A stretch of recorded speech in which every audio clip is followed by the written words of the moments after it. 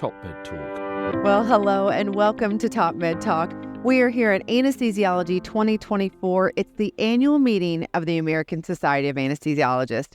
I'm Desiree Chappell, your host, and I'm joined by my two co-hosts today for our very last interview, Professor Mike Crocott, who's been with me at my side as co-host throughout the entire weekend. Mike, welcome back. Good morning, still, just. We've got a minute or two. We also have Professor Emeritus Monty Mythen, founding editor of TopMedTalk, here with us today. Thank Monty. you. It's great to be back, Desiree. It is. So, Monty, for all of our listeners, I know we've been repeating it, but you're no longer sitting in the chair with me all the time now. No, that said, about 18 months ago, I retired from my positions in London for the NHS and for the university and joined, as was at the time, Edwards Life Sciences, the critical care components of it. And relatively recently, we've been acquired by Becton Dickinson, a wonderful union. So we're now BDAPM. So I'm a SVP for BDAPM. Oh, dear. Wow, that's a lot. All right. Well, we're glad you're back, Monty, to join us here at Anesthesiology. This is something that we do year over year. And really wanted to thank the ASA for supporting us to be here in this beautiful booth in the middle of the exhibit hall where all the action is happening. We couldn't do it without you and all of our sponsors, Edwards Life Sciences, Medtronic, GE Healthcare, for keeping TopMedTalk free and open to the world. Nobody ever has to pay for it. So thank you so much. We're really excited about our last guest. This is one we have been preparing for. Monty and I, earlier this year, went to the Society of Obstetric Anesthesia and Perinatology SOAP to learn more about the OB world and what's happening in the OB anesthesiology. And so we are so excited to have Dr. Latoya Mason joining us here from the University of Mississippi Medical Center. Latoya, thank you so much for joining us. Thank you, Desiree, and your entire team, your sponsors, for this wonderful opportunity. I have to say, I am a fan. Oh, thank you. I really applaud you for the work you're doing. It's so essential. It's so important. And I think you're spot right on with the way you're presenting it. You're able to meet millennial learners. It's very intergenerational. So I'm honored. I'm humbled. Thank you again. Well, thank you. That was Monty's idea, starting TopMedTalk back in the day for podcasts. So he's a born-again millennial. What's a millennial? Oh, my gosh. Well, Latoya, for our listeners out there, why don't you tell us a little bit more about yourself? Sure. I'm Dr. Latoya Mason, and I'm a professor of anesthesiology at the University of Mississippi Medical Center. That is our state's only academic medical center. So because of that, we are definitely uniquely positioned and poised to try to make a positive difference in the lives of the Mississippians that we serve, but also we are a regional care center, really almost for the Southeast Corridor. My expertise, I have been an academician for my entire 20 years of practice. I completed an obstetric anesthesiology fellowship at the Baylor College of Medicine after finishing medical school and residency at Tulane. I know I'm probably aging myself a little bit with this next statement, but I was a CA3 resident when a little storm called Katrina literally blew me west. Yeah. It gave me an opportunity to finish my training at the Texas Medical Center, which you know is a mecca of medical centers. There I met my mentor. She continues to be my mentor, Dr. Maya Suresh. She's a former president of SOAP, as well as a former president of the Society of Airway Management. I served on faculty there for about 10 years. And then when I got married, I relocated to my home state, which is Mississippi. And that's been a wonderful move because pregnant ladies are vulnerable, period. That's a complete statement. But definitely living in a state where disparities are prevalent, I really appreciate the opportunity. I serve on our state's MMRC, that's the Maternal Mortality Review Committee. I'm also on our state's PQC, that's the Perinatal Quality Collaborative. And I'm also the SOAP state representative from Mississippi. Shoo, girl, you are busy. Impressive, though. So impressive. Latoya, I'm from England, so I'm less familiar with the United States. Can you paint us a little bit of a picture? I mean, I understand there are richer states and poorer states and the disparities, but can you paint us a picture of what the population and the situation is like in Mississippi? Sure. So definitely social and health disparities prevail much. There's 50 states, as we all know. And unfortunately, Mississippi often ends up usually 47, 48, 49, 40 feet on the bottom most of the time. For everything. We tell people, we're at the top of the bad list sometimes. We're close in Kentucky, so I can demonstrate with you, yeah. And that just speaks to resources, access to care, very, very vulnerable populations all across, from neonates all the way up into the ages.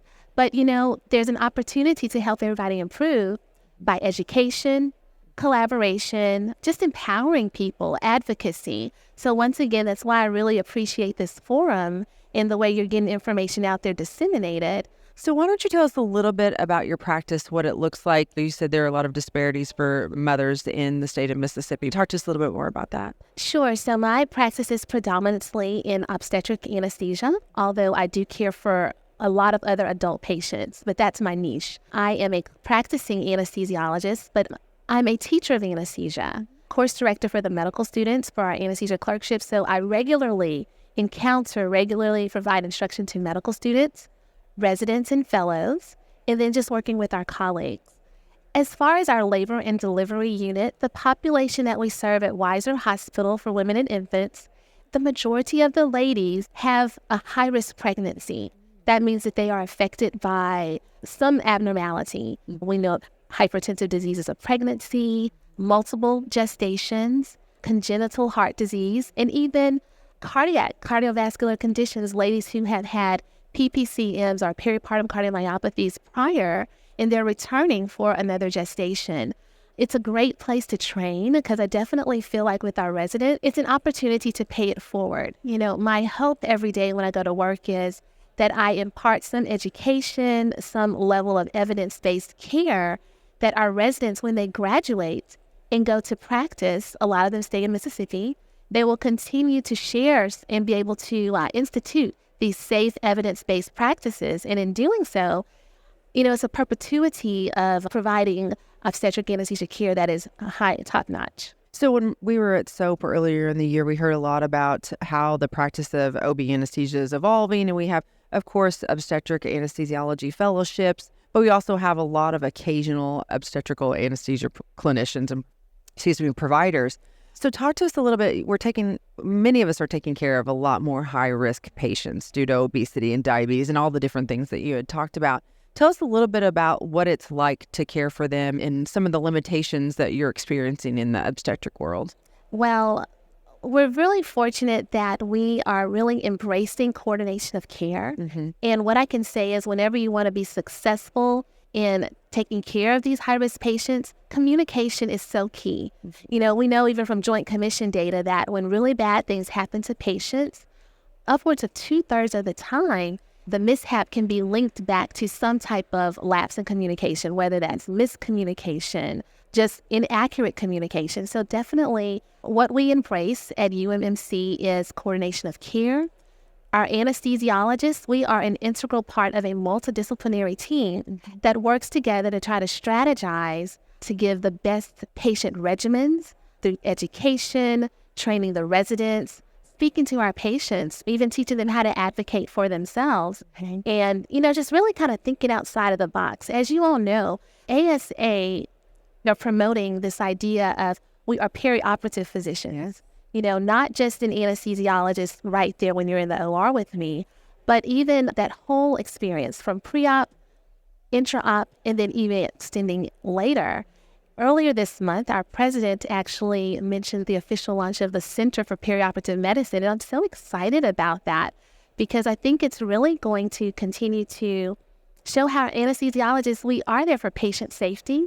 We're really on the forefront. We're frontiers in this endeavor because together everyone achieves more, right? Yeah, absolutely. Well, you have some of these guys who are very passionate about perioperative medicine and the continuum of care here today with us.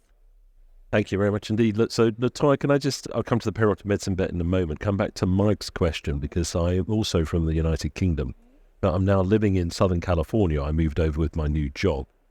And one of the things I keep hearing about is that, contrary to what one might think, is the USA is a very dangerous place to have a baby. It's one of the most dangerous places in the world, which just doesn't make sense, really. That is sad, but absolutely true. And just kind of putting some numbers around what you're speaking to, when we think about maternal morbidity and maternal mortality, the rate in the U.S. is about 23.1 per 100,000. When you compare that to other developed countries, there are at least 30 or more developed countries doing much better than the United States in that regard. And so what that tells us is that there's work to do. I spoke about some of the MMRC work that I do, and we are part of CDC has the MARIA program. Like I said, alphabet soup this morning, right? MARIA. That's Maternal Mortality Review Information App. And what that offers is a standardized way by which all of the state's MMRCs can look at or examine the reasons why these mothers are dying. We know that some of the prevailing reasons are hypertensive diseases of pregnancy, hemorrhage, sepsis and infection. These are all big things. And what we have learned is also sad but true, is that upwards of 80% of these deaths can be preventable. That means there's something that we can do to try to bring about sustainable, actionable change. And when I think about that, I just can't help but think about the role that remote patient monitoring and wearable devices can be as we try to mitigate, if not altogether eradicate, maternal mortality in the U.S. and beyond. Sometimes some of the things that you just mentioned are a bit covert. They're not acutely obvious. We're in a small portion of the time whenever intraoperatively doing a C-section, we're taking also care of laboring patients that have a traditional birth. So can you tell us a little about how continuous monitoring and remote monitoring may actually help us in that space? Because we're doing a lot before the baby, is out. But what do we do afterwards to really make sure that some of these things that we're picking up on those? So sure, I agree with you. I would say that it's definitely a continuum of care. Once again, we're seeing that perioperative experience motif.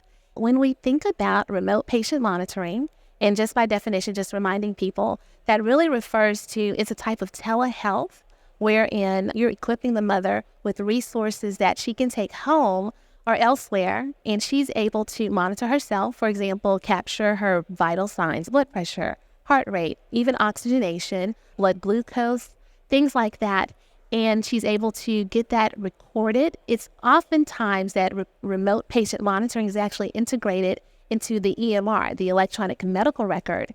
And then that time, the nurse can then review that information, and they're able to escalate care by reporting it to the physician if there are some concerning parameters detected.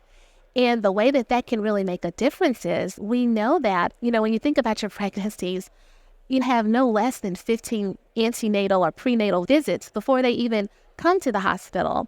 And, when we think about when we present a lady for cesarean delivery, oftentimes it is something from the monitor that's been detected in abnormality. And that's what prompts us to make a move forward. We need to get this baby out sooner than later for the benefit of mom or her baby, or if not both.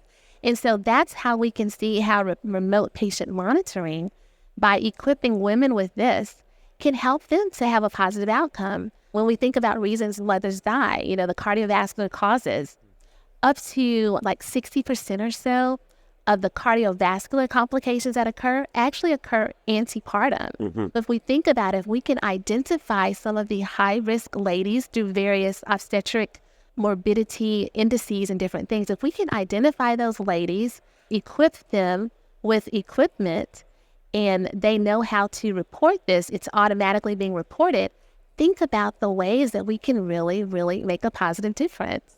And so it's really fascinating. Which I think brings us back to your comment about how positive you were about perioperative medicine. Now, we've travelled that journey for a reasonable period of time now in the UK, and perioperative medicine, we concluded, is not something done purely by physicians. So, I'm double-boarded physician, Mike's a triple-boarded physician. Desiree's before was a nurse in a critical care. All clinicians contributing to the pathway can start to spot those problems and contribute to the top of their game to make things better. So, Mike, what happened in the UK? We went from perioperative medicine to... We very much frame things as perioperative care, and a much more of CP Marie multi-professional approach. And so I guess our equivalent of CP Med, the Centre for Perioperative Medicine that the ASA has set up, is the Centre for Perioperative Care, which is based within the Royal College of Anaesthetists. And it's very multi-professional. So we have representatives from the Royal College of Nursing, the Royal College of Surgeons, physicians, etc., all contributing at board level to the direction of travel. And that feels to us like a positive vision, but also very important because it's not something we can do on our own. And I love your use of the word vision. It's so important that we have vision, shared vision, and empower people to speak up and advocate for themselves. Where there is no vision, people perish. And what I'll say is when mothers know what to look for, then it fights denial. You might be saying, oh, I have all these reasons why I should feel awful. I just had a baby. I'm tired. But when you actually have remote patient monitoring in place and they can couple that bad feeling with, hey, my vital signs aren't looking too hot either, then definitely that can give people the confidence to launch further. Yeah, and reach out to the team to be able to come back and explore more. So we talked about kind of maternal monitoring and maybe the benefits of that post-op, post-baby, post-delivery. What about some of the upstream? Because, we really want to make sure that some of these things that happen, like you said, could be avoidable. There's maternal monitoring, but is there fetal monitoring as well? Because that's something that's very new to me. Yeah. So there are fetal monitoring systems that can even be utilized at home. When we think about wearable devices, there's various biosensors that can be worn by the mother at home, and they can actually stream information that once it's reviewed by the nurse who escalates to the doctor, can actually signal if something more needs to be done. So from an anesthesiologist perspective, typically we're just involved in pain management for our mothers as well as managing the anesthetic during a C-section. Talk to us a little bit about how we interact and interface with remote patient monitoring, because to many of us, it's not something that it's maybe outside of what we think our purview is. Sure. I think that there's an opportunity for us to be more engaged in that endeavor, because when we think about vital signs going awry, oftentimes it's the anesthesiologist who may be one of the first people to really recognize, when I took care of this young lady, when I provided care for her during her cesarean, she did have some really high blood pressure. She did have some really high heart rates, and I really can't tell that there was a reason why she should have. So I do think as anesthesiologists, we can continue to be the first line defense for so many of our patients. What we're known for being vigilant. I can't help but think about the ASA and the lighthouse. We are that vigilant lighthouse for our patients, and we can use the information that we see to then share it to our busy obstetrician, who may not necessarily appreciate the alteration of the vital signs and where that may be going with regards to the patient's care. Yeah, fantastic.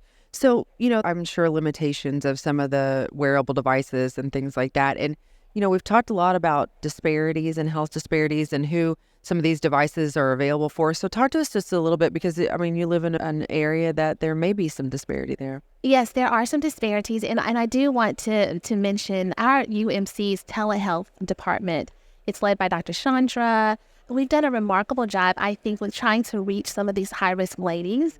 Mississippi is a state where 53 out of our 82 counties, the patients may live in a maternal desert, and even also a desert for primary care physicians. And what that means is it's at least about 40 minutes away from the next doctor. So we can really appreciate how remote patient monitoring is really helping to improve access, improving patient satisfaction, provider satisfaction. It's really helping to kind of bridge that gap and identify people. Like I said, we've done a few studies that demonstrate that's the positive role of RPM in ladies who have hypertensive diseases of pregnancy.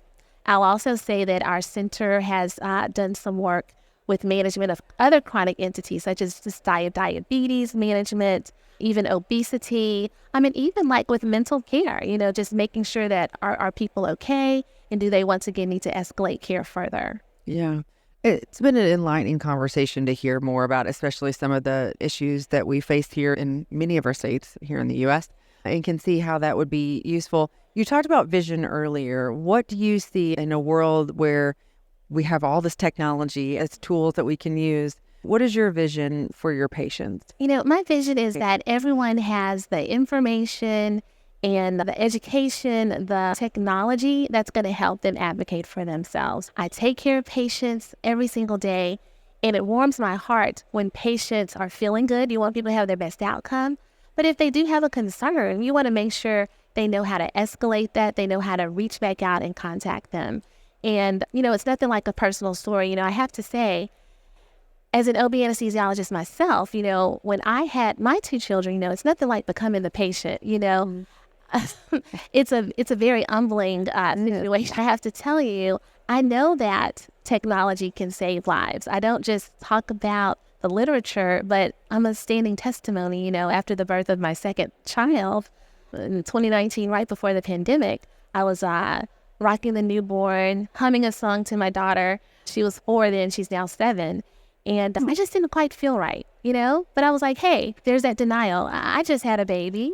I'm supposed to be tired. Yeah, exactly. It's okay that I don't feel like walking to the refrigerator, and I don't live in the Buckingham Palace, by the way. so not a lot of space I'm talking about. It was when I was wearing a smartwatch at that time, coincidentally, and it alerted me that I was experiencing tachycardia, something like 130 beats per minute continuously for the last 2 hours. I did not even know my smartwatch would do that. But that is what prompted me. That's what dismissed my denial. Because up until then, I was like, oh, it's okay that I'm feeling lousy. That's what's supposed to happen. Yeah. But when I had that definitive information, which can be offered by other remote patient monitoring devices and smart devices, that's what prompted me to call a friend who happens to be a maternal fetal medicine doctor. And she was like, oh, you're probably okay, but why don't you come on in? And I'm so glad that I did, because fast forward, in the next less than an hour later, I was being echoed. I was having an echo by one of my cardiologist friends, and she dropped the probe. And I remember thinking, is that my heart? I'm not a CV anesthesiologist, but I knew enough to know that, is that my heart? And so I actually had a peripartum cardiomyopathy. My ejection fraction was at best 18%. I was able to be admitted to the heart failure unit, where I got aggressive treatment, including diuresis, as far as and several other regimens. But thankfully, after 3 months, I recovered to 42%. And then after 6 months, I recovered to 65%. I share my story because I'm very thankful I made a recovery.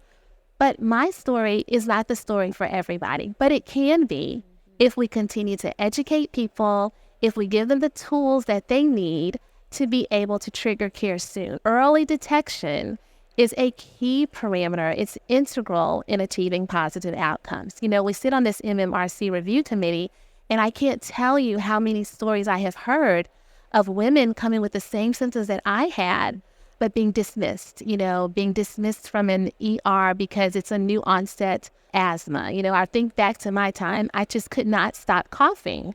And it could have been easy for someone to say, oh, you have a pneumonia, or you have something else. You can go home with this regimen of antibiotics. But it was actually because pulmonary edema, the fluid was backing up, and I just could not stop coughing. So many times we examine cases where the peripartum cardiomyopathy is discovered post-mortem at the autopsy. And that's devastating to me. That's devastating that so many women, their children will never know their mother. And once again, for reasons that are upwards of 80% preventable, we've got to do better. And we can do better through technology, through remote patient monitoring, through biosensors, through education, through conversations like this with my newfound friend. So we can do better. We can do better. Absolutely. What amazing testimony. I mean, think of one life saved if we can employ this and put this into practice. LaToya, amazing. Thank you so much for sharing your story. So we have a wonderful audience here, but we have a very special audience member. So why don't you introduce us? We have a special audience member. I'm so fortunate that my daughter, Ariel, my 7-year-old, my firstborn, she loves to hang out with mommy. We love to dress alike. Outfit. I love it. Well, thank you. And we're just so grateful to be here. I talk a lot about the things that I do. And she was like, well, mommy, can I hang out with you? And who can say no to that, right? Really not. No, I thank you all for being so warm and receptive and allowing her to be a part of this. Yeah. Are you glad to be here?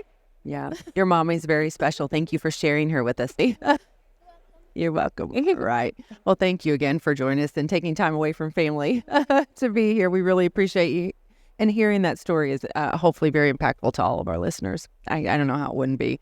And thank you for listening to TopMedTalk. You can always find conversations like this at TopMedTalk.com. If you found us on social media, be sure to give us a thumbs up, like us, subscribe, whatever it is, wherever you are. Do it. Help us out. That's amazing. And thank you again to all of our sponsors and the ASA for helping us share stories just like LaToya's with the world. Cheers, everybody. Thanks. Thank you. TopMedTalk. Thanks for downloading TopMedTalk. Don't forget to subscribe, check us out on YouTube, and of course on social media. We're on Instagram, Facebook and X. Also, it's important to remember that TopMedTalk is the broadcasting arm of EBPOM, evidence-based perioperative medicine. We'd love you to find out more about that, and the way to do that is ebpom.org. Check out our website and find out about some of the incredible conferences we're going to be arranging across the year. ebpom.org.